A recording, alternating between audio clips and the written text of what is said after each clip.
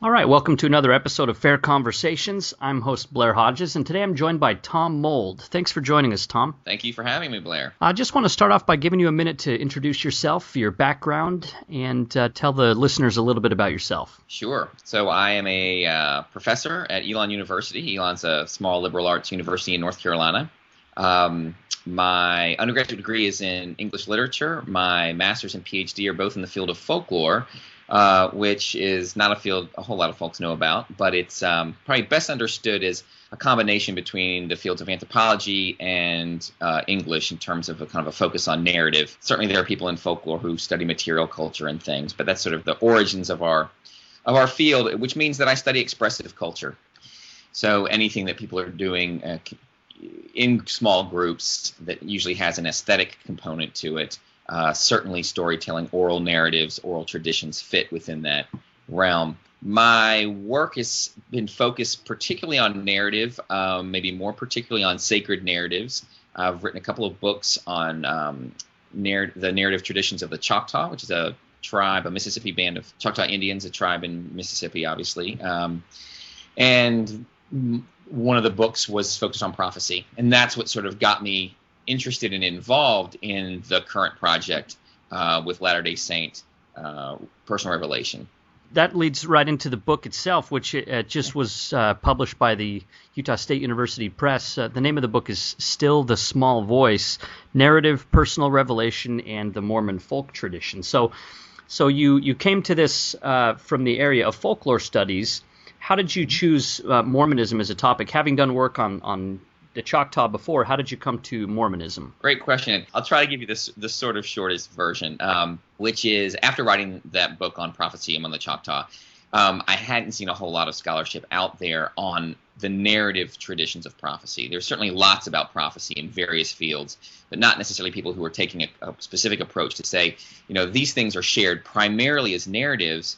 What does that mean when they come as a narrative versus being written as part of theology and scripture, as part of an ideology, as handled by psychologists, whatever it is. So my plan was I was going to write the great big book on prophetic narratives. But to do that, I thought, well, it's not enough to just have done field work in one place and then do sort of scholars, sort of library research in a bunch of others. I should do field work in a couple of other traditions and then, keep building my understanding of of prophetic narrative and then write the big book.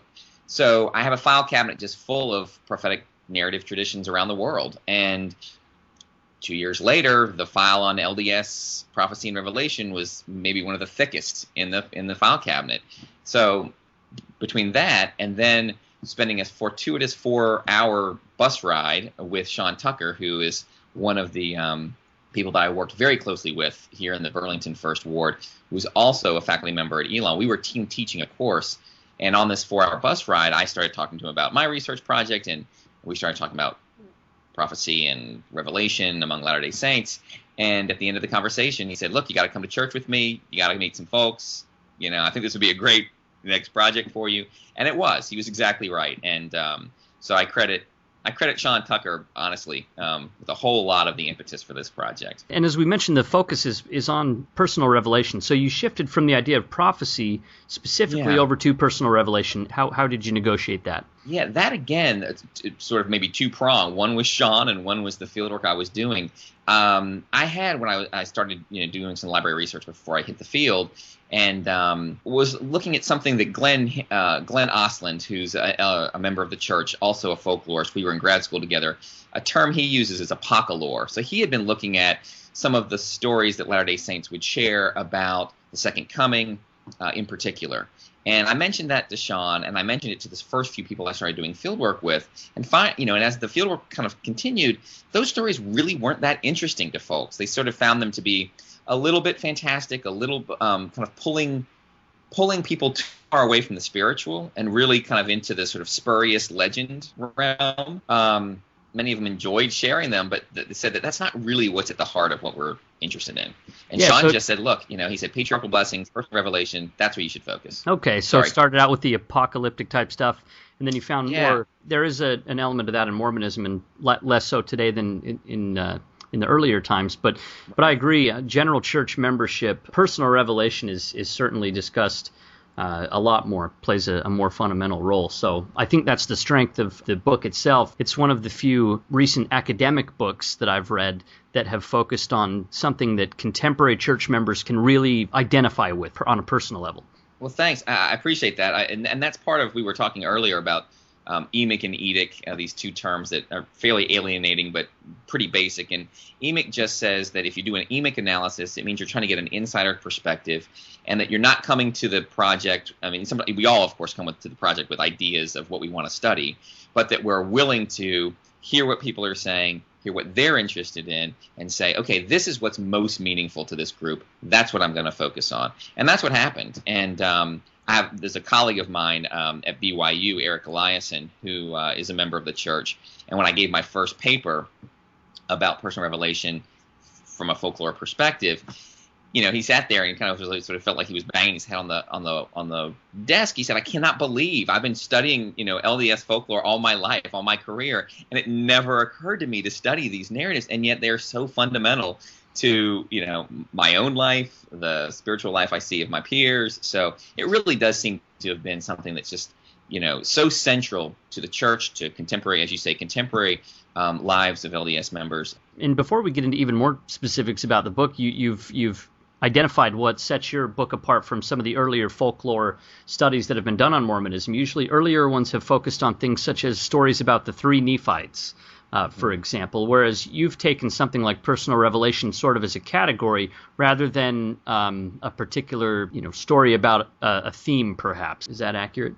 Absolutely. And, I nothing against, of course, folks who are taking this kind of thematic approach. But that is where folklore scholarship has been, is to sort of focus on, and we do find, once somebody tells a three Nephite legend, man, the three Nephite legends start getting told. I mean, so there's a natural corpus of stories there, and so I think it's a great avenue for exploration. But it seemed time to stand back and say, all right, but what are some of the native categories that people are thinking about when they share their various stories? And it's not just thematic. It's actually based on the experience of receiving revelation from God. And sometimes it involves the three Nephites, and you know what? Sometimes it doesn't. And but there's a unity there that deserved attention. Okay, we're here with Tom Mould. He's the author of Still the Small Voice. And Tom, in the beginning of the book, you give a brief outline of personal revelation as something that's sort of foundational to Mormonism, perhaps beginning with Joseph Smith reporting his visions and revelations. But you say that that's sort of the tip of the iceberg in Mormonism when it comes to personal revelation. Can you explore that metaphor for us, the tip of the iceberg? Sure. So I think what I was trying to get at that with the metaphor of an iceberg was that I think when people talk about revelation and when people read about revelation, whether in LDS scripture or in various teachings from church leaders, et cetera, or from sacrament meetings, oftentimes it's from the perspective of church leaders and from the Doctrine and Covenants, some of the major revelations that church leaders have received over the years, and how those play in directly to theology. And that I see as being sort of the tip of the iceberg, right? It's the part that's visible above the water. It's what people regularly and easily see. But what's sort of the foundation for that revelation is something shared by all members of the church. And so it's a much broader base. It's a much bigger tradition. And what I mean by that, of course, is that every worthy member in the LDS church has access to personal revelation. And the more righteous and the more that one upholds one's covenants, the more likely and the more sort of open to receiving revelation they are. So what I found that in looking at sort of the scholarship out there, that tip of the iceberg had certainly been addressed and studied from various perspectives, certainly theological, but others as well. But that fundamental base, sort of what people in it's a lay church, but still there is a laity. I mean, the folks who are sitting in the pews on any given Sunday, what is their lived experience of their religion like? And it's fundamentally based around this concept of personal revelation. So that's what the metaphor is trying to do, is to sort of set the stage for this book, which is to say, I don't want to dismiss those very important revelations that church leaders have received, but let's give some attention to the revelations of, the average, and there's no such thing as, of course, an average member, but of the membership in the church. I've known some pretty average members, but no. No. So your book then, you also note in the introduction, some books are written to clarify or interpret doctrine, usually by church leaders. Some books are written to give practical advice or to strengthen faith. For Mormons to say, how do we receive personal revelation? And your book claims a different heritage, and that's through folklore, and we've talked a little bit about that so far. But I want you to explain a little bit more. When people hear the word folklore, I think sometimes the first thing that comes to mind is, fairy tales or fanciful stories or things like that. So I want you to describe what we mean by folklore from an academic perspective. Yeah, and you hit right at it, that the term itself is fraught. And oftentimes, those of us who are folklorists and are trained in folklore will say, well, we're anthropologists, or we're in the English department, we study expressive culture, and it's only sort of after people get an idea of what we're doing that we ever even use the F word, because it just sets people off, as it would have for me before when I went to grad school, I didn't know what folklore was. I just knew I was interested in oral traditions, specifically of American Indians at the time. But so from an academic perspective, the field is focused on the study of expressive culture, whether it's material culture, pots, quilts, vernacular housing, log cabins, things like that, to oral traditions, so oral narratives, jokes, riddles, etc., to customary belief systems. So, superstitions and omens and fundamental spiritual belief systems. And so, there was a time when the field was sort of struggling with this idea of, well, do we call certain religions folk religions, or do we recognize that there is folklore within all religions? And what finally, Leonard Primiano is sort of one of my heroes, and it's not completely unproblematic, but he's sort of developed a definition for the study of religious folklore, which is to say, every religion has it. And what we're talking about then is, whether you're Catholic or LDS or Muslim or Jewish, there are going to be traditions that are held that are outside the formal scripture, that are enacted by both leadership and laity alike, that really help, if we want to understand the human condition and understand the lived experience, understanding those traditions helps us understand perhaps how people engage with their faith in a way that simply analyzing the theology and the doctrine doesn't, because there is a difference between the two. So I sort of moved the explanation of folklore broadly into the kind of the study of how folklore intersects with the study of religion, but I can clarify. Well, no, the way that I would have you clarify that is then just tied into the idea of what you're asking. It seemed to me throughout the book, basically what you do is you interview people, you hear stories, you took notes at sacrament meeting, you interviewed members to hear their stories of when they prayed and received an answer to a question, or when they were what we call it prompted. They were prompted by the Holy Ghost to do something, right. And you analyze these stories, the way that they're told, the settings that they're told in, and it seemed to me what you're trying to get at is the values that those stories tell, rather than saying let's go through and see if we can verify that they were there at 10 p.m. and things like this. And that's not what you're doing. You're trying to look at what those stories tell us in terms of values, right? That's exactly right. And so one of the differences people often draw between anthropologists and folklorists is that, and fairly or not, they'll say, well, anthropologists see the stories as the kind of a vessel for getting those values and belief systems out. Folklorists would say, well, so that's part of it, and so that's definitely what I'm up to. But the other part says that as we share our stories, people are skillful in how they share their narratives, and the narrative is an aesthetic form, and so the folklorist doesn't want to lose sight of those formal aspects, where an anthropologist might say, hey, we just want to get at the kind of this value system underlying it. What sort of formal aspects do you mean specifically? Are you saying like vocabulary or like? Yep, absolutely. I mean, so, people are very hesitant to say that person is a good storyteller of a sacred narrative, right? Because it's a sacred experience. We're not supposed to be storytellers about sacred. You can say that, and I talk a little bit about this in the book, President Monson, long before he became president, people recognized him as a phenomenal storyteller. But typically, when they would talk about his storytelling, it was the stories about the widows of the orphans, or it was oftentimes more sort of mundane storytelling that they would kind of point to in terms of So the formal qualities of being able to have a dramatic tension, introduce, interesting characters.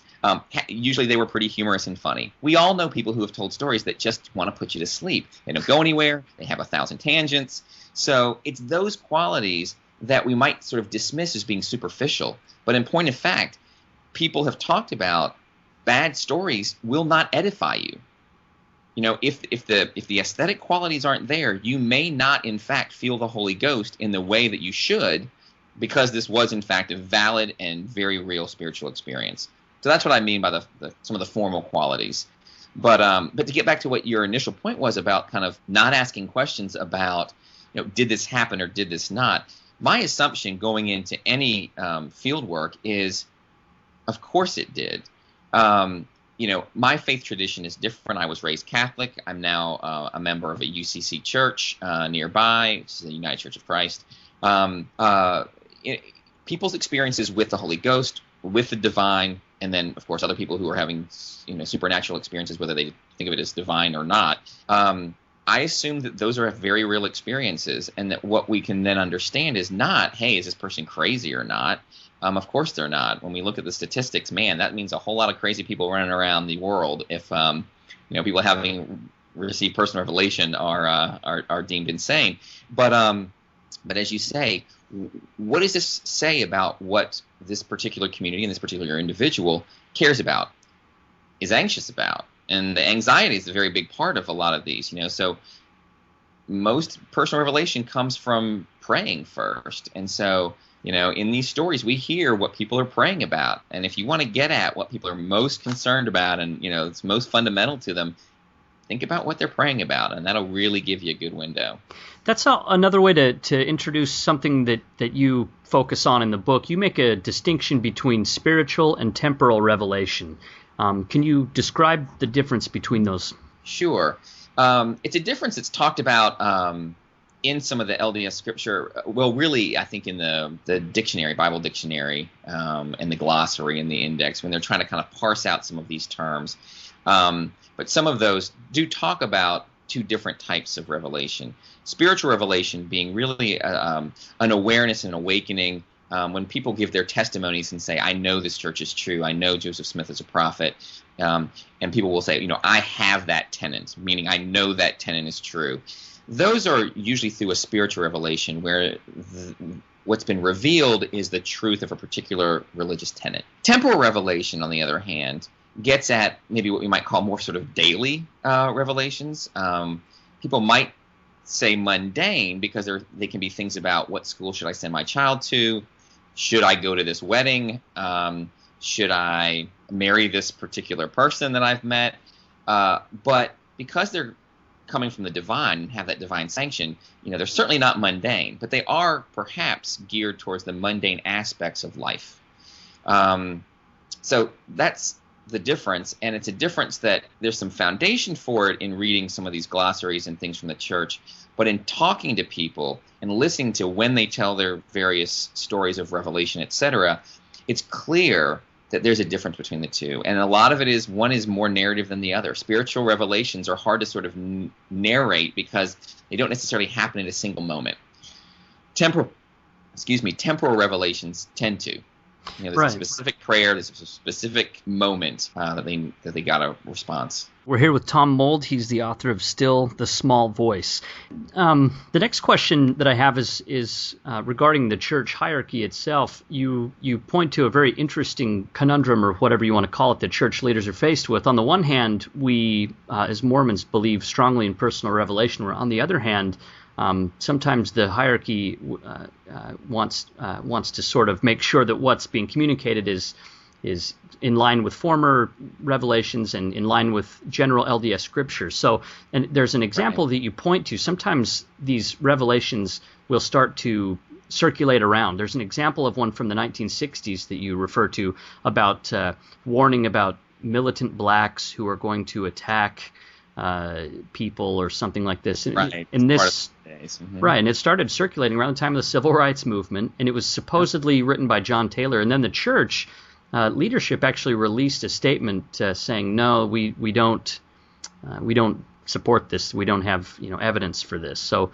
yeah. Have you looked into how those sorts of stories are circulating today in terms of, now we've got the internet. So in the 60s they didn't have that. So have you looked at all at that sort of an issue where something will start to spread and the church might respond to it and say, well, that's not one that we like to spread? Right. Yeah, that's a great question. And first off, I haven't done much in terms of looking at the blogosphere or, seeing how, and most of these legends tend to be shared by younger members of the church, but that's certainly not always the case. But I haven't studied or seen a kind of an electronic sharing of these. But I'm not sure that you really need that for these things to kind of spread by wildfire, because you've got so many moments for wards and people within their wards and state conferences, et cetera.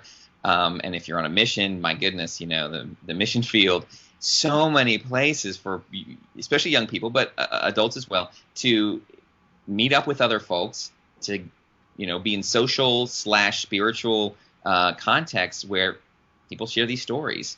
And what we know from the study of contemporary legends is they are impossible to root out.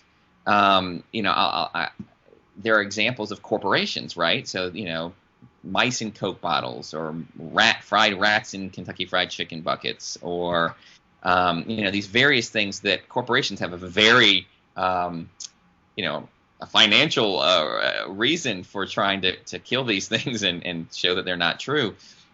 And yet we find is when people hear the sort of rebuttal, what they do is it just sometimes cements the idea even more firmly, because they remember, I heard something about that. They don't remember that what they heard was it's wrong. They just remember something about it. Now, the church's approach has been, because of the setup of how, with a central organization, being able to send things out to stake presidencies and then to specific wards and then the bishops, is to have bishops read statements on a Sunday morning before a meeting.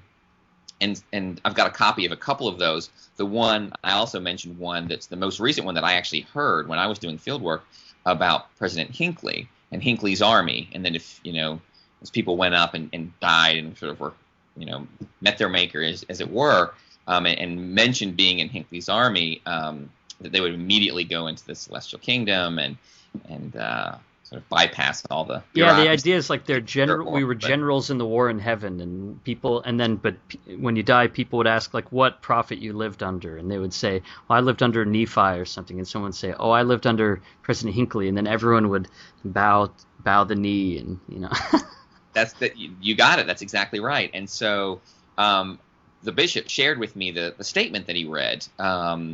That was sent, as I say, from Salt Lake, that said, this isn't true, stop telling these stories, etc.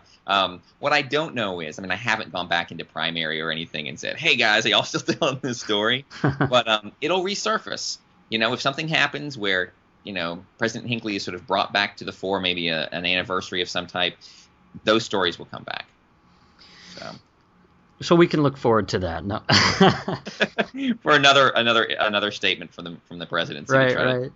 But the second chapter of your book talks specifically about performance norms, and these are sort of informal rules about how and when members of the church share stories. And you argue that these performance norms can actually impact what details in stories are shared. So I was hoping you could talk a little bit about performance norms. Sure. And this is one that when I've given some talks about this, usually the first question, and it's usually from a Latter-day Saint member, will ask is, are you saying that because there is a sort of a narrative tradition that people are making things up when they share their story? And it's not what I'm saying at all. What I'm saying is that when there's a recognizable genre, when there are recognizable forms or motifs, which might be small themes that kind of come up again and again, if that's part of your experience, you're more likely to share it in the narrative than you would if that wasn't part of the oral tradition. Because what we have to remember is you have an experience which is sort of infinite in the number of things you could talk about, right? You could add details about what you were wearing and where you were sitting, and typically we realize those are fairly irrelevant. but relevance is very much culturally constrained.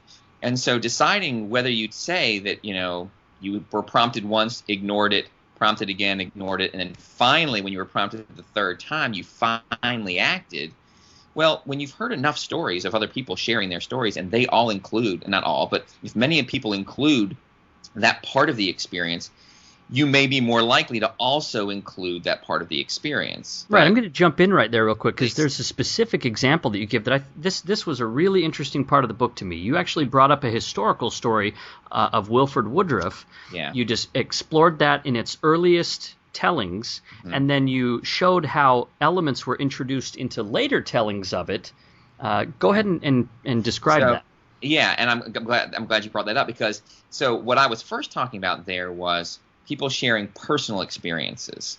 And one of the things I talk about in this book is there's a very big difference between a person narrating their own experience and a person sharing a secondhand, third-hand, fourth-hand story of somebody else's experience.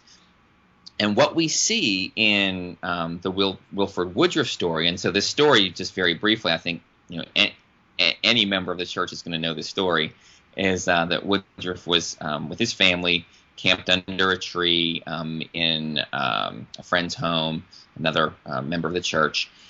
Terrible storm. Is prompted to get up and move his wagon and move his horses. He does. Half an hour later, lightning bolt hits the tree. It falls and would have crushed Woodruff, his family, the horses, etc. Now, when Wilford Woodruff tells that story, he's pretty darn consistent about it.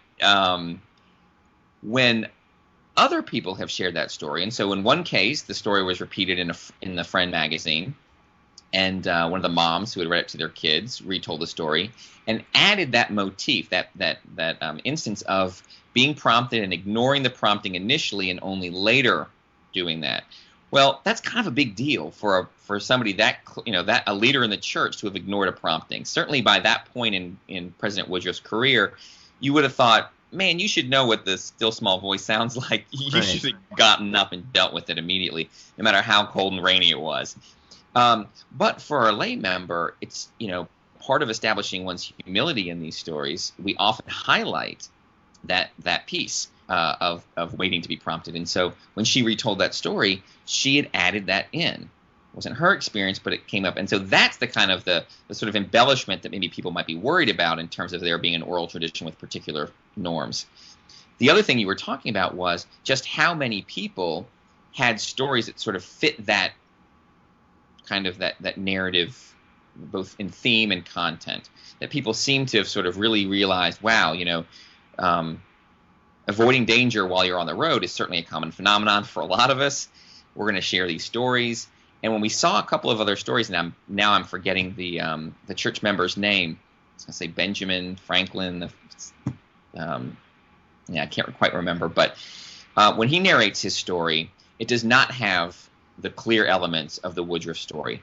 When his daughter and some of his family members narrate that story, they, I would argue, knowing the Woodruff story, retell their father or grandfather's story with those elements. All of a sudden, instead of it being a sign at a tavern, it's now a tree, just like in the Woodruff story. It's clearly lightning as opposed to, let's say, wind or something that blows down. So it's in those cases where we pass on the story that those formal elements often kind of creep into the storytelling tradition. Yeah, some of the formal elements that you bring up that I thought was interesting, and this is, again, where I think a folklore study of a Mormon revelation really can help members of the church themselves sort of see some of these patterns. You talk about solicited versus unsolicited personal revelation, for examples, and go ahead and talk about that for a second. Sure, and I'll say a few things, and then if I'm not getting at what you were interested in, just let me know. But one of the differences I was talking about, sort of, the fact that the narrative tradition is different from the experiences that people have, and while people experience personal revelation through prayer, solicited. So people pray, receive some sort of guidance. That is far more common in terms of how people experience personal revelation. The narrative tradition, on the other hand, seems to highlight those revelations that come out of the blue, unsolicited. You're driving along the road, you get this prompting, an impression, a strong feeling to pull over to the side of the road. You do, and all of a sudden a truck that's out of control comes careening around the corner. You realize I would have been killed if I hadn't listened to the still small voice. Those out of the blue stories are more dramatic. They tend to be far more clearly evidence of a protective God who has got his eye out for you, because even when you're not aware of it, he's watching out for you, as opposed to you being the kind of the instigator in terms of solicited revelation. So there are a lot of reasons why, in terms of a social context and a social setting for sharing stories, that those kinds of experiences might be highlighted more so than the far more common experience of a solicited revelation. There are a lot of other differences as well, which perhaps you'd like me to parse out. I'm not sure. No, that's perfect. It brings us right into the next question, which actually deals with how you say that echoes of culture pop up in the stories that Mormons share about personal revelation. So these are sort of recurring themes that relate to church culture, things like era and things like age and gender. And that I was hoping you could talk a little bit about, especially about gender particularly, how you've seen the stories that men and women share, and what sort of values are detectable within those stories. Absolutely. I think the broadest conclusion from analyzing a lot of these stories is that gender roles are still very, very traditional and very conservative, as represented in these stories. So if a story takes place at the home, and so there are lots and lots, by far the most common stories involve some form of threat or danger. And of those threats and dangers, many, many, many of them, I think like 30% of those stories or more, deal with danger to one's children. When those happen in the home, it's typically they come to women. Because women are the ones, I think, that are typically in the home in many of LDS households. They will protect children. Men, on the other hand, still do lots of, figure into protecting their children, but it's really more in terms of rescuing. So if there's danger to children away from the home, or, if one goes missing or lost, it's men typically that go out and sort of find the children and protect them. I do think that's changing, though. One of the families that I became quite close with, he spends more time with his kids at home than she does. He's in school. He was working on a degree. She was out in the workplace. He was also working, but because his schedule was more flexible. And so a number of the revelations he had were about protecting his kids at home. So I think we are starting to see, as the family dynamic and as the more women are entering the workplace, no matter what one's religious beliefs are, as that shifts, I think we're seeing that shift in Revelation as well. In terms of gender, and I don't have a great explanation for this, to be perfectly honest, women tended to get revelations about premortal existence, about children who were yet to be born. Men exclusively had revelations about the spirit world, about after, being either close to death, visiting the spirit world, having dreams, revelatory dreams, etc. I think you can make certainly an argument about why women are receiving revelation about children waiting to be born, though men are receiving those too, and that's maybe another thing we could spend some time talking about. I'm not really sure why women aren't having more revelations about the spirit world. When I posed that question to some of the folks that I worked with, some folks did suggest, well, it could be that because the church is a patriarchy, and because men are in leadership roles, etc., that they're not required, but I suppose encouraged to do more of the leadership and thinking about some of these spiritual and theological questions about, what happens when one dies and getting prepared for the spirit world, etc. But, women are up there during sacrament meetings and fast and testimony, and they're in Relief Society too. So not sure how far that one takes us. So I honestly don't have a great explanation for that. Just drawing the distinction I thought was interesting, and you go into it a little bit more. That's something that I hope people who are interested in checking out the book can pay some attention to and get some discussion going on that, because I thought that was really a fascinating finding that you pinpointed. The next subject I wanted to bring up deals with the idea of stewardship. This is an idea that you highlight as you'd listen to different people telling their stories. So in Mormonism, we have the idea of stewards, people who can receive revelation. This comes up sometimes in marriage stories where someone, a guy can't. We typically say if a man says, well, I had a revelation that you have to be my wife. Today, that's sort of seen as taboo, I think, as far as people are supposed to receive their own revelations about those sort of things and stewardship. Right. Now, what I'm curious about is, as someone who comes from another Christian tradition, do you see any kind of stewardship idea in other Christian traditions where people talk about perhaps receiving guidance from God and how they can apply that to their own lives? Is there a similar concept to stewardship in other Christian traditions? That's a great question. Because it seems to me in Mormonism, it seems it's partly tied to priesthood. So you've got the idea of the prophet receives revelation on behalf of the whole church, right. A bishop for his ward, a dad or mom for their family, Right. Well, and that's part of, as I come to this topic as a folklorist rather than, let's say, a theologian or a religious studies professor, I haven't really looked at other religions in the same way that I've been looking at LDS, even my own faith tradition. But growing up Catholic, for example, there's the Pope, right? And so the Pope, there's an expectation that he is certainly in contact with God in a revelatory type of way, that, there's a hierarchy system there. Women can be nuns, but they can't be priests. So we do have a kind of some gender divide there too, in terms of who can receive certain kinds of messages, etc. Catholics even have the tradition of going and repenting one's sins, to a priest, if it's a mortal sin in particular, before receiving communion.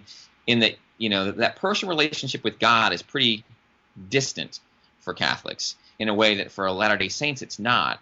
And so, I didn't grow up thinking I was ever going to get revelation from God, and I didn't know any peers and Catholics that did either. In your new tradition, did they talk about that at all, as far as guidance from God, personal revelation type? Well, it's funny. The UCC Church has an ad campaign out actually, which is God is Still Speaking, which actually fits quite nicely with a lot of LDS tenets and theology. So at least there's the kind of a push to say we have to constantly and keep interpreting, reinterpreting Scripture, because just as Jesus came and brought us a new covenant from the Old Testament, why do we expect that? We don't have a new Savior, but why would we expect that we're not constantly getting new guidance and direction from God? And so it's, stay on your toes. But I don't also in my church hear people talking about having received revelation from God either. I have no doubt that some people who are devout and praying for guidance I'm sure they're getting it, but it's not a publicly shared kind of discourse. That could be a congregational thing, of course. Yeah. But it's, the question that you ask about the stewardship piece, I think any formal religion is going to have some sort of structure. Not any. I think there are some. Wiccan. For example, and some of the neo-pagan religions are trying to sort of, deconstruct any kind of hierarchy and some of those kinds of systems. But any hierarchy is going to have some degree of a concept of stewardship, I think, involved.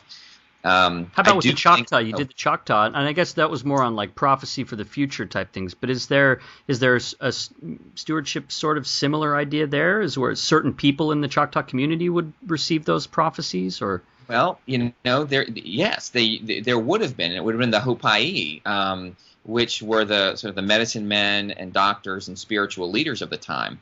In the same way that we might expect our priests and bishops and church leaders to receive it. So, absolutely, they would be the sort of the originators. Now, they don't really have any Hopai anymore. There are still some medicine men and medicine women around, though whether they're sort of constructing new prophecies or not is it's hard to say. No one says, oh yeah, that person living today said X. It's more sort of, the elders have said, and they'll sometimes trace it back to, well, my great-grandmother, who was a medicine woman, said. So that notion of authority is important. I think, certainly most faith traditions, but even in this case, a kind of a cultural tradition, there are people who have been tapped to fulfill that role of mediator, or of having a closer relationship with the spiritual powers and being able to bring them forward. So yeah, I think so. What's I think so interesting about the LDS issue of stewardship is what happens when there is a revelation that might run counter to either someone else's revelation, or, as you say, hey, I got this revelation, you're supposed to marry me, and the woman says, well, I didn't get that revelation. Yeah. Or revelation, and I'm supposed to go run screaming in the opposite direction. So I think that poses, because it's just so much more vibrant that everybody can receive revelation, stewardship becomes a much bigger issue than when you're in a culture where only a few, sort of specialized people and specialized roles are expected to be receiving the revelation. We're here with Tom Mould. He's the author of Still the Small Voice. Another issue, in addition to stewardship, that you bring up, that you identify as within Mormon thought, is the idea of agency and how agency interacts with narratives of personal revelation. So I'll give you a minute to sort of talk about that issue as well. Sure, absolutely. So as I was, it actually happened, I think, when I was in the archives. BYU and USU, Utah State University, both have phenomenal archives set up by Bert Wilson, who's sort of the preeminent folklore scholar studying Mormon folklore. He is a member of the church himself, and he's just a wonderful guy, as well as a leader in the field. But he set up these archives, and it was in these archives where I was looking at thousands of manuscripts, and I thought, how do I navigate all of this? And I realized, when I was thinking about some of the people that I was talking to, that there really was a big difference between those stories where somebody received revelation, so a prompting to do something, or a vision of the future that might be coming, versus sort of God just kind of coming in and taking care of business, right? Angels appearing to lift heavy machinery off, or just making things happen, making things easier. And that people saw those as very distinct phenomenon. And the more work I did, the more clear that division became to me. And I think it leads very clearly to the focus on agency. And, you don't have to go far in terms of LDS doctrine and theology, and Christian theology generally, but LDS in particular focuses on that battle in heaven, where the devil offers, everybody comes back to heaven. And, Jesus says, no, people part of being human, part of this process is the choice, is that people have to have agency to choose God, that's the only route, to coming back into the fold and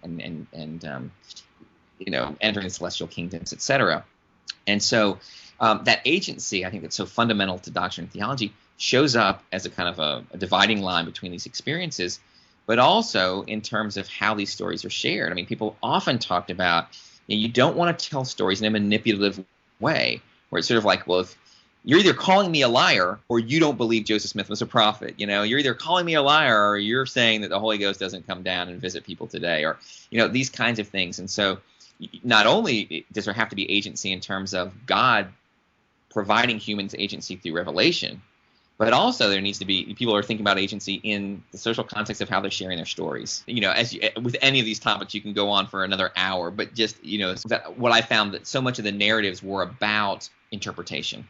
That the stories really did include all those steps along the way, that people were asking, is this the Holy Ghost? Is this divine? Should I act? Is this a good thing? Is this a bad thing? Is there anything I can do about it? All those questions become fundamental parts, not just of the experience, but they shape the narrative too.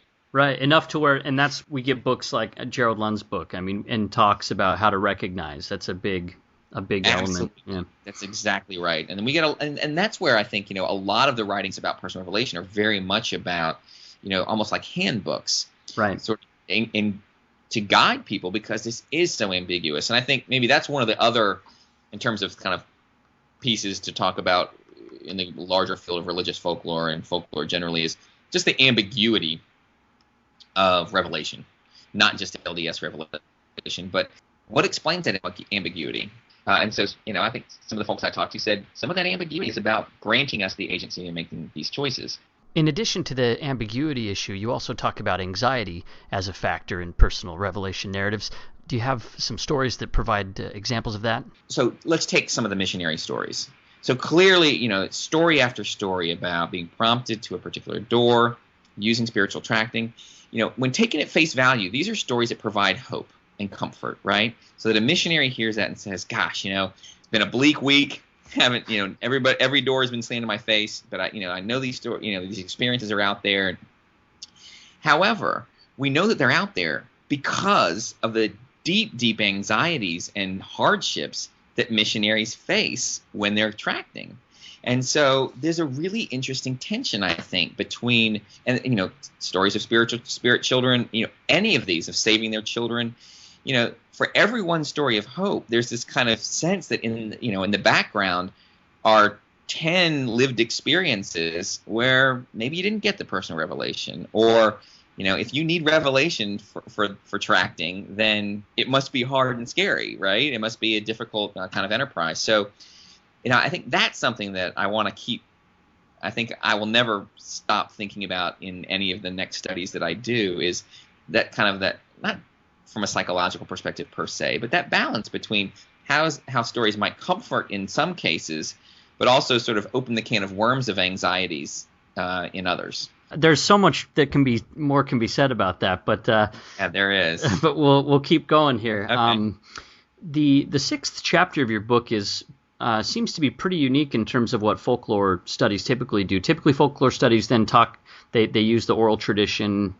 You point out that in Mormonism, the oral tradition has, in a lot of ways, segued with the written tradition. We're encouraged to keep records and journals, and also in official church publications like the Ensign. And so you make a rhetorical analysis of 2007 Ensign articles. So you went through each issue of the Ensign. Now, this was really cool. I'd just like to hear you talk about that analysis that you did and some of the conclusions that you drew from that. Sure.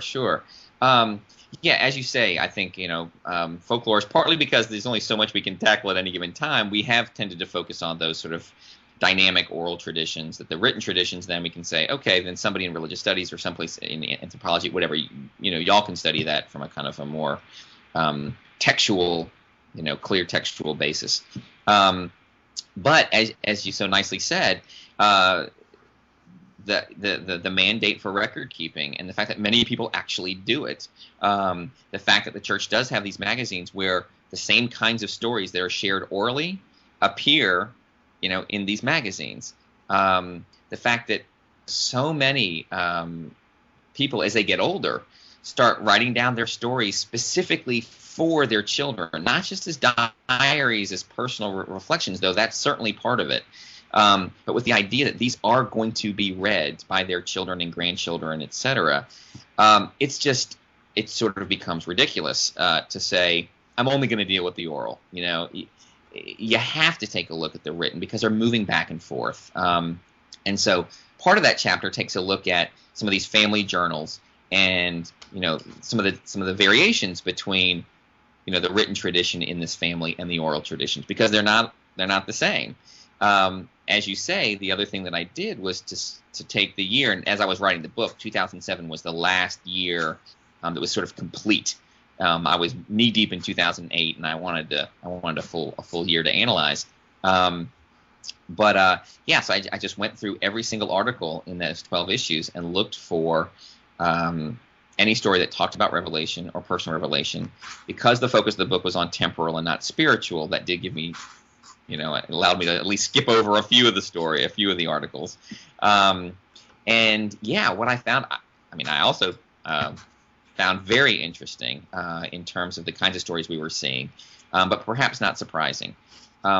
We talked about gender a little bit earlier. One thing was that women tend to write into the Ensign, or at least get published in the Ensign, a lot more often than men. When men do write in, almost always personal revelation is at the heart of what they're sharing. and it's almost always only their own personal experiences. Women will certainly share their own personal experiences, but are also apt to share experiences of their husbands, fathers, brothers, etc. So there does seem to be a kind of I don't want to say feminization, because that sounds like, if you tell stories or if you write down stories, that makes you feminine, but that more women are involved in some of these oral record keeping, etc., the genealogy, and so I think that's why they're sharing other people's stories as well, because they're very much engaged in the stories of their husbands and their fathers and grandfathers. The request from the inside. I mean, this is a magazine that comes with the authority and the blessing and the stamp of the church, and so the requests to the lay members to send in stories are very clear. These are supposed to represent gospel doctrine. And so in the oral tradition, where you do get some stories that are ambiguous, it's not clear exactly what the Holy Ghost was prompting one for. The oral tradition might be a bit more dramatic. The editors of the Ensign say, look, we don't want the fantastic. We don't want to kind of convey this sort of burning bush phenomenon of revelation. And so what you find in those stories also is they tend to be far more subtle, tend to be far more directly tied to a gospel principle. As I said, there seems to be more women represented. I'm trying to think of some of the other major themes. They're covering some of the same things about sort of speaking, genealogy. Oh, I guess one of the biggest shifts is that service is a much bigger theme in the stories that come up in the Ensign. Service to one's church, whether through missionary work or genealogy work or baptism for the dead. Yeah, in fact, you put these into a table. Even the number one I think you put was conversion, and I think that usually deals with more truth claims type stuff, spiritual. But the next one would be missionary work.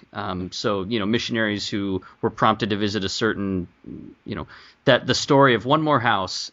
House, and then they find the person, and then people who receive a particular church calling, people who are coping, who need comfort, people who are prompted to help other people who need to know what to say in a certain situation, raising children, temple work, a career or a move, danger, genealogy, and these are all in order of more frequent to less frequent. And right, and what you're reading there is, what you're hearing in that, like almost everything you said so far is about service to the church, service to one's peers. Yeah, very much so. And do you find in the oral tradition then that there are more of the you said the fantastic type stories that won't appear in the church magazine, or more interesting to me is the ambiguous stories, or the ones where things don't seem to work out the right way? Did you see any of those in the oral tradition that don't pop up in the Ensign? Yeah, you do, and you're exactly right. I think one of the reasons why you might see, let's say, some of these more ambiguous experiences is because people share these stories for lots of different reasons, and we can talk about all the different reasons they share for them, later. But one of them is for their own interpretation. Is that I had an experience that maybe I don't fully understand, and so I share it with you, or share it with somebody else in the church who I think might help bring another perspective and help me understand the experience. Well, that kind of that's a dialogue. You don't get dialogue in a magazine. It's a very extended. It's a delayed dialogue, right? Somebody can share a narrative and somebody can pick it up 6 months later and kind of write in a response or something. But so the opportunity for the sort of face-to-face social context of sharing a story allows somebody to work through an interpretation, to get validation for an interpretation, to make sense of something that for the Ensign and not even just for the Ensign, but for family records, etc. This is supposed to be far more pedagogical and didactic, right? It's supposed to be, this is going to help you understand this principle, or this is going to be clarity. That's what these magazines and these journals and diaries are going for, is religious and theological clarity.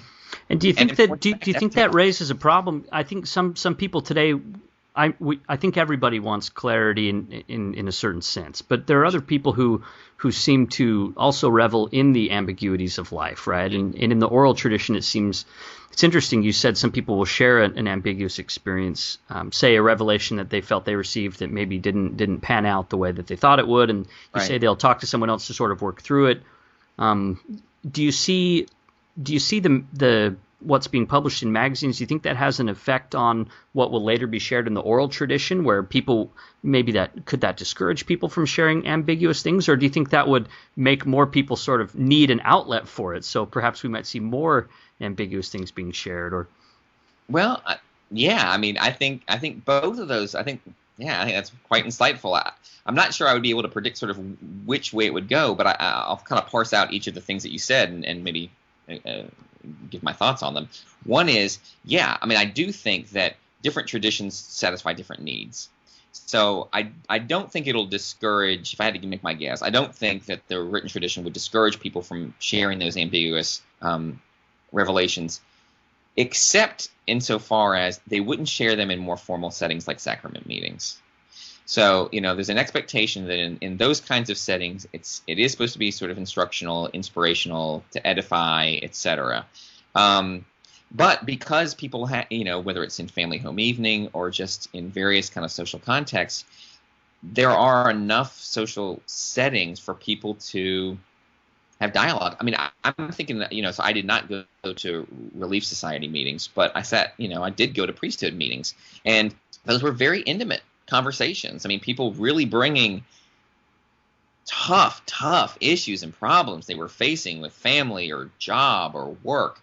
And so, sometimes those negotiations were mundane, but man, some of them were about their revelations and about very spiritual things and real spiritual struggles. So I don't think we're going to lose that. But I do think that because it's a formal church magazine, I think people have recognized, well, if I'm doing a formal talk at sacrament meeting, I'm supposed to kind of follow these norms. But I hope we'll never lose those more informal conversations that are happening in these smaller group meetings. The thing that fascinates me is that you point to just the opportunity for dialogue, because as you mentioned, I mean, the Ensign doesn't really have any sort of vibrant letter to the editor section or anything where you can respond. That's not the point of it, so they don't encourage that. And in a sacrament meeting talk, everyone sits and receives. There's that's not right. You don't raise your hand in sacrament meetings. So that's interesting that in those contexts, you noticed in the records, you noticed that people tend to be more to share the stories that have a solid resolution, that aren't fantastic, that have that the homiletic feel to them. Whereas in a personal setting, you'll find people you found people more willing to share the ambiguous things. Absolutely, the ones where and Terry Holmes sat up in Sunday school one Sunday, and I think Paul Clayson said something similar, which was, 90%, most of my the personal revelations I feel, I'll never know how they pan out till I'm dead. I mean, and those are I think mostly about spiritual revelations, about various truths, etc. But temporal ones as well. I mean, Paul Clayson tells a really touching story that clearly affected him deeply emotionally. Go ahead and can you share Sure. that one? Yeah. Yeah. So he was out. He was living in. I'm not sure where he was living at the time. Maybe he was in Idaho, but he had gone back and was visiting. He was actually, I think, back in Utah. He had a company there. He was doing some work. And he's a wonderful relationship with his wife's family. Also, and so he was going to go and visit them, but also living out in Utah was, get this maybe exactly right, but I want to say it was his wife's sister's ex-husband. So it was sort of, kind of nominally a brother-in-law, but they had divorced, and so he wasn't sort of even technically kind of part of the family anymore. But they were good friends and had a nice relationship, and he was driving to his in-laws' house for a visit, and he got a prompting to go and visit his brother-in-law, and he ignored it. And I think it came a couple of times, and he ignored it each time, and he went on, and he visited his in-laws and had a wonderful visit with them, and then flew back home. And I think he was bishop of his ward at the time, and he was sitting as he would during service, and 2 days later, so it was now Sunday, maybe even a day later, and somebody came in the back door, and he knew it was for him. and he had a note, and his brother-in-law had died. And he, to this day, he has no idea what that meeting would have been with his brother-in-law. If his brother-in-law had something he wanted to tell him, if there was just a last goodbye, he doesn't know. And so that really haunts him. And I think whenever he gets promptings, and he sort of toys with, well, that's really inconvenient to follow that prompting or to do that, I think he thinks about that story, and it really, I think he's pretty darn consistent about making sure to follow promptings, from here on out. See, and that story, it's funny because now that story has reminded me of a story, and this is sort of how these folk things, this is the give and take. So I recall a president, I believe it was President Eyring, who related a story in General Conference where he was prompted to share the gospel with somebody, a person he knew, or that, and then he had a couple opportunities to do it and he didn't do it. Right. And the person passed away, and he in this story and just said he doesn't look forward to the day when he meets this person in the spirit world and has to say, I'm sorry that I didn't tell you about this. Now, I could be misremembering this. This is what's interesting, and this bears right into the idea of folk tales and the way that these stories get told, because it might be the case that the story was actually just that he just didn't tell him about the church. I can't be sure that he brought up personal revelation. I think he did. But now that I've told this story, see, here's an example of where these stories can take on new elements and be shared in a back and forth and sort of roll forward. And at the end of the day, I mean, so, some folks might say, that's really dangerous, especially if it's about a president, you're saying things that might or might not be true.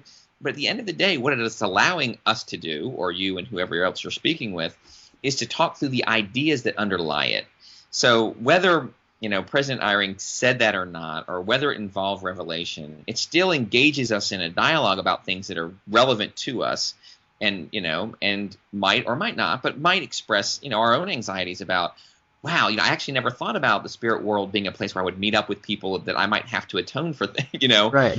reconcile things. And gosh, that gets me thinking. And, but that's, that's what's so wonderful about, I think, the field of folklore just generally is that we are, as much as we'll study those intersections of written and online, et cetera, but it's those face-to-face opportunities for dialogue, discourse, for mutual understanding.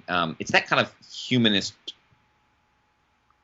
push or enterprise that we're involved in that makes me love what I do. I mean, if I were only reading books and doing coding and doing thematic analysis of Ensign magazine articles, I don't know, I'd go crazy. But getting out and talking with people and being part of the family home evenings and sharing in that way, it's really meaningful. And I've strayed as far afield from where you were, and I apologize. But no, that's perfect. In fact, I would add to that. That's sort of where folklore studies and history in general, in Mormon studies particularly, sort of segues, because we have a rich oral tradition and a rich written tradition, and we have, the sermons of Joseph Smith in Nauvoo were just handwritten notes that were scribbled out in a lot of cases where they weren't transcripts. And so we have these pieces of Joseph Smith that were then later, interpreted by later Mormons and written out in fuller sermons. And so I think folklore studies actually has quite a bit to say about Mormon history in general and about the stories that we share, that not only the personal ones, which, like you, I find fascinating and sometimes very irritating, like if someone receives a personal revelation where I'm like, oh, that's bothersome to me, I don't like that. But also in terms of Joseph Smith and stories that we tell about church history. So I think folklore actually has quite a bit to contribute. Absolutely, and I'll quote Warren Roberts, who was he was the first person to ever receive a PhD in folklore from Indiana University, which has sort of one of the major PhD folklore programs in the country. But what he always used to say was, history writes about the 5%, folklore writes about the 95%.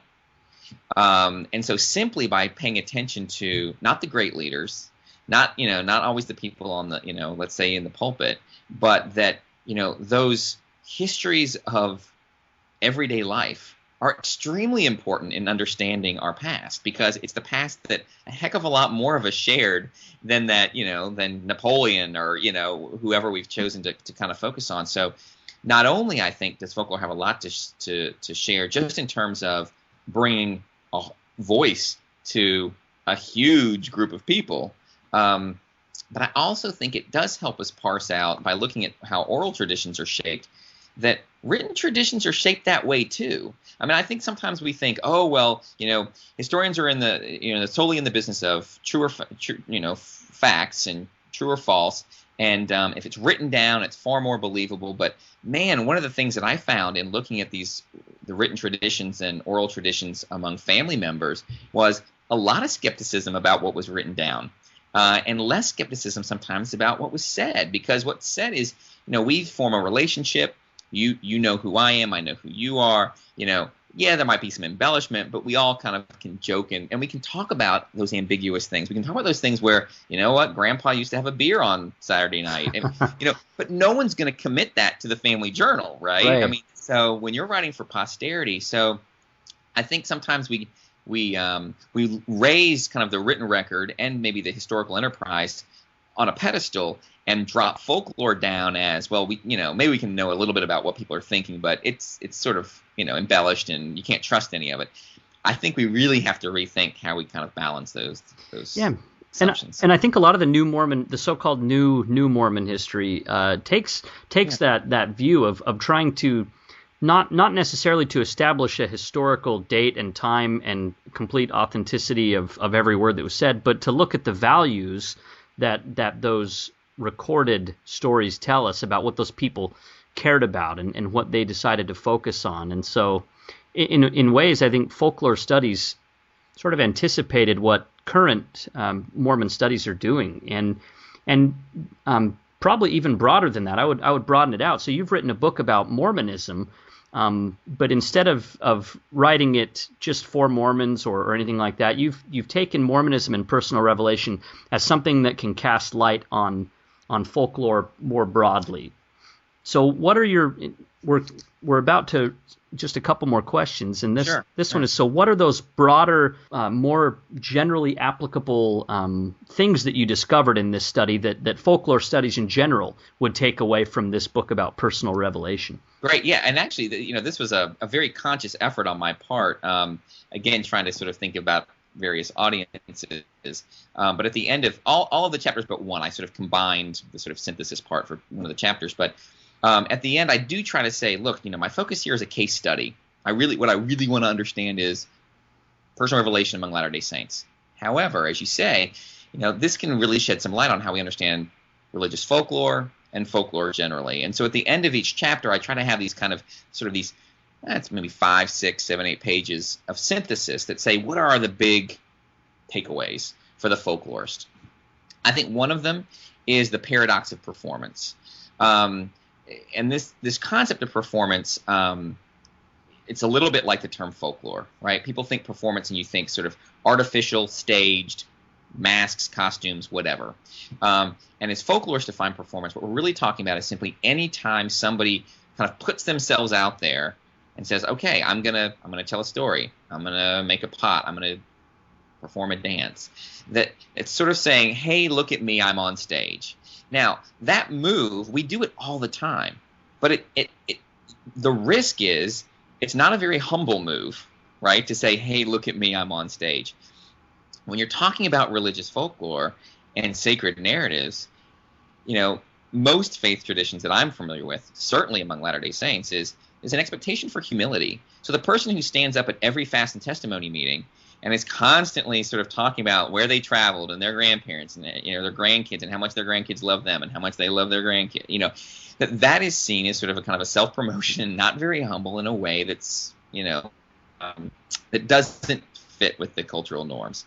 And so what I think folklorists need to pay more attention to is the fact that there's often this real paradox. And Richard Bauman, who's kind of really one of the founders of performance theory in our field, who I had the great privilege of working with when I was at Indiana University in the folklore program, has talked a lot about sort of rhetorical moves that people make to sort of say it's just little old me. Don't take this. I'm not trying to be big. I'm not trying to be whatever. But they're fairly small rhetorical moves. I think it's deeper than that. I think it's bigger. I think that in a lot of cases that move for humility is so big, in fact, that if it seems like you're being too artistic and performative, that's a strike against you. So I think we just need to pay more attention to that balance. And Diane Goldstein and some other folklorists who have looked at religious narratives have done some of that initial work and have done some great work. I think we just need to do some more. As I said, I think we need to spend more time looking at the synthesis between the what we typically sort of the bread and butter of folklore studies, oral traditions or material culture, the kind of the hands-on, face-to-face interactions, and some of these new forms. And we're getting new books that are looking at the internet and some of these new ways that people are sharing and conversing. And that's an area I need to spend more time on. But I think that's another area that I think we need to focus on. I think this idea of narrative distance is something that's talked about a little bit, but not enough. And by narrative distance, I mean the distinction between somebody telling a personal experience, somebody telling an experience of their grandfather, telling an experience that they were present for, but it wasn't sort of their sacred experience. And then as you kind of keep moving farther and farther away, well, now it's my grandmother's experience. Now it's an experience that a neighbor had. Now it's an experience I heard in sacrament meeting. As those stories get farther and farther apart, the assumption has always been greater embellishment, less accurate, et cetera, et cetera, et cetera. But what I found in these studies is that the second, it's sort of the secondhand story. It's not a step maybe kind of farther away from the personal experience narrative in terms of being effective. In fact, the secondhand story can be far more effective than a personal experience narrative because you avoid the humility factor. I can tell a story about you, for example, about your experience, and I can make you out to be a saint. You can't do that, but I can. And so I can talk and I can, inspire and edify people, hearing. And so I think we've been too quick to assume a kind of a linear path of degradation or things kind of getting farther and farther away from the truth, et cetera. A couple of things I'll throw out there. One is folklorists, and this goes back to Stith Thompson, who with Antti Arna, and I'm probably mispronouncing his name, but they worked on a motif index and tale type index for fiction story, for folk tales, that said, hey, look, Cinderella's got this glass slipper. Well, that's a lot like this magical hat. That's a lot like this, that you can sort of substitute these different motifs into a story and build a folk tale out of it. What we haven't done much with is to pay attention to recurring tale types and motifs in nonfiction stories. And so that's one of the things I try to do in looking at the themes and patterns of these revelations was, in point of fact, common experience leads to common narratives, and we should pay attention to that. So I'm not saying, oh gosh, once you get one story about a falling tree from, talking about the Wilford Woodruff story, now everybody's going to start telling, making up stories about their own experiences with falling trees. Right. But rather, as these kind of shared experiences happen, that there's going to be, kind of a norm for how they get told. And certainly Margaret Brady took a look at what she called spirit children stories, stories of particularly women receiving revelation about unborn children, often where the child would come down in a dream and say, Mom, I'm waiting. Yeah. Dad need to get, to have me, bring me to earth.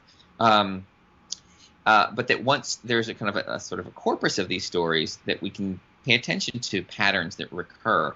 So I think as folklorists, we've got all these motif and tale type indices, for folk tales. We should start doing the same for nonfiction.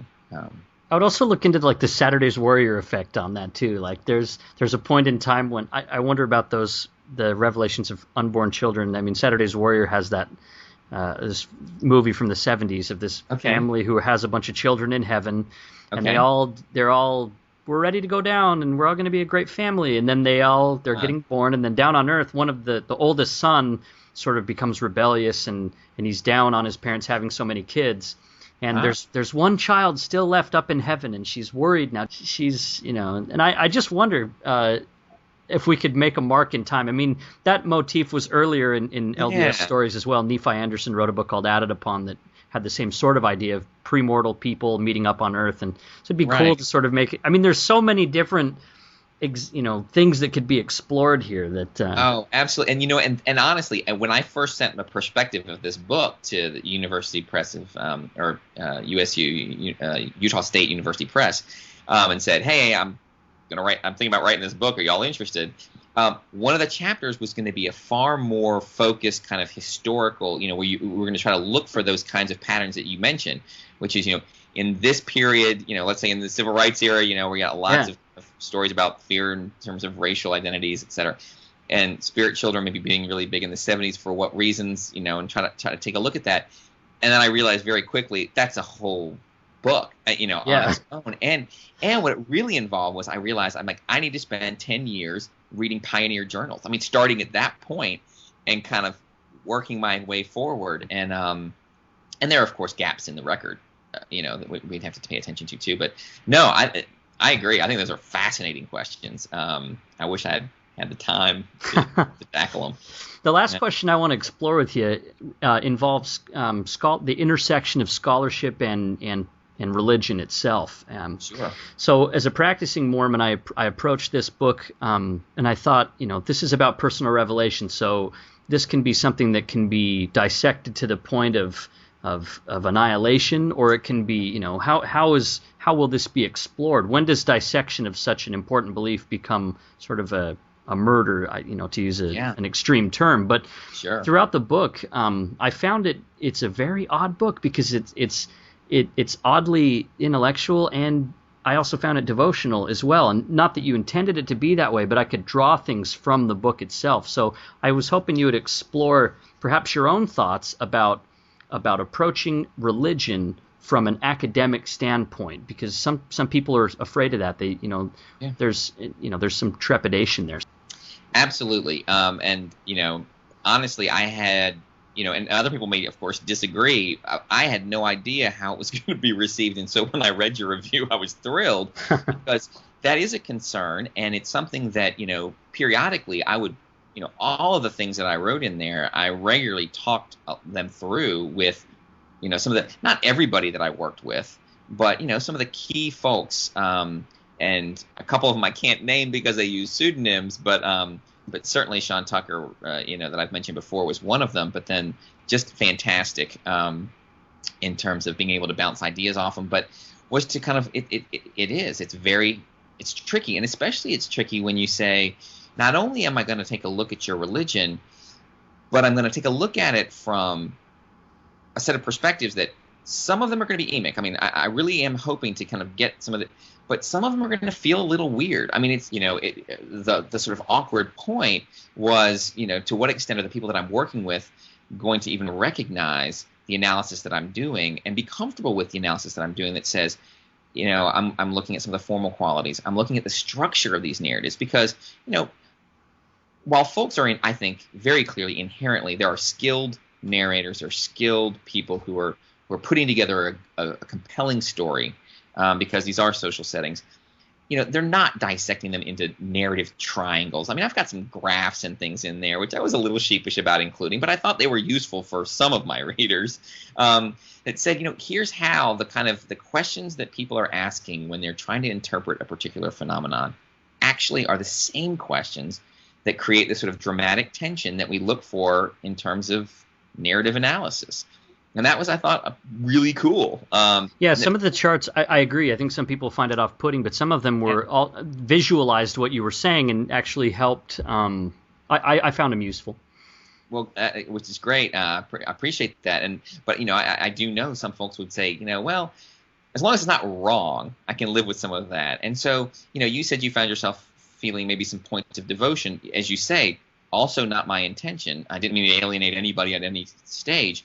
However, because people were sharing their sacred stories, if I was doing my work right, if I was allowing them to speak at least somewhat, then I expected the LDS reader to find this to be a useful book in that way. Didn't write it that way, didn't expect it to be, but that was my hope. And so hopefully, at least in a few spots along the way, you actually got to hear from some of the great folks that I got to spend time with and hear what they were saying and perhaps even be edified, as you read some.